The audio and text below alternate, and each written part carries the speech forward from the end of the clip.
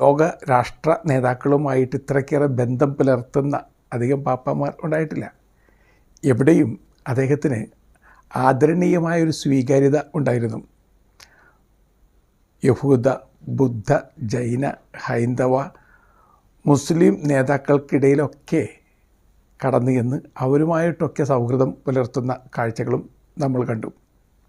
ഇനി അദ്ദേഹത്തെ എഴുതിയ ചാക്രിക ലേഖനങ്ങൾ ലൂമെൻ ഫിദേയി, ലൗദാത്തോ സി, അമോറിസ് ലെത്തീസ്, ഫ്രത്തേലി തൂത്തി, ലൗദാത്തെ ദേവും, ഈ ചാക്രിക ലേഖനങ്ങളിലൊക്കെ നിറഞ്ഞു നിൽക്കുന്നത് പ്രകാശം, സ്നേഹം, സൗഹൃദം, കൂട്ടായ്മ, പിന്നെ ഇതിൻ്റെ എല്ലാം അടിസ്ഥാനമായിട്ട് ക്രിസ്തുവിനോടുള്ള, മനുഷ്യരോടുള്ള സ്നേഹാർദ്രത, കരുണാർദ്രത.